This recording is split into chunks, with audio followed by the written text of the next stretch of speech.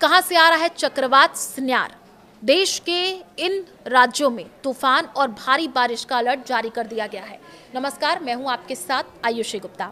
भारतीय मौसम विभाग यानी आईएमडी ने दक्षिण भारत के राज्यों के लिए चक्रवात की चेतावनी जारी की है। मलक्का स्ट्रेट में गहरा कम दबाव 26 नवंबर तक चक्रवाती तूफान में बदल सकता है। इसके कारण अंडमान, तमिलनाडु, पुडुचेरी, आंध्र प्रदेश और केरल में भारी बारिश, तेज हवाएं चलेंगी। आईएमडी ने लोगों से सतर्क रहने का आग्रह किया है।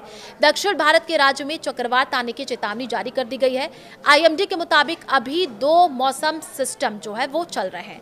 एक मलक्का स्ट्रेट पर गहरा कम दबाव है, दूसरा बंगाल की खाड़ी के दक्षिण पश्चिम और दक्षिण श्रीलंका के पास कम दबाव का इलाका है। इनमें से एक 26 नवंबर तक चक्रवाती तूफान बन सकता है, यानी बारिश और तेज हवाएं आ सकती हैं। आईएमडी ने लोगों से सावधान रहने को कहा है। आईएमडी ने बुधवार सुबह एक्स पर एक पोस्ट में कहा है कि मलक्का स्ट्रेट पर एक डीप डिप्रेशन का 26 नवंबर को साइक्लोनिक तूफान में बदलने की उम्मीद है। मलक्का स्ट्रेट उत्तर पूर्वी हिंद महासागर के अंडमान सागर और पश्चिमी प्रशांत महासागर के साउथ चाइना सागर को जोड़ता है। यहाँ किसी भी गतिविधि का असर भारत के कई राज्यों पर पड़ेगा।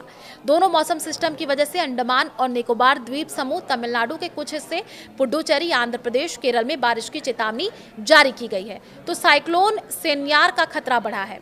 और देखिए, लेटेस्ट अपडेट में आईएमडी ने कहा है कि मलक्का स्ट्रेट के ऊपर बना डिप्रेशन पश्चिम उत्तर पश्चिम की ओर बढ़ता रहेगा। 26 नवंबर को सुबह तक और तेज होकर के साइक्लोनिक तूफान बन जाएगा।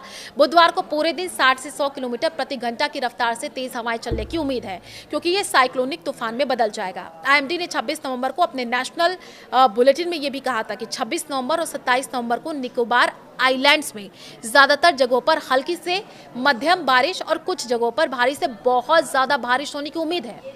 28 नवंबर से 29 नवंबर तक बारिश धीरे धीरे कम हो जाएगी।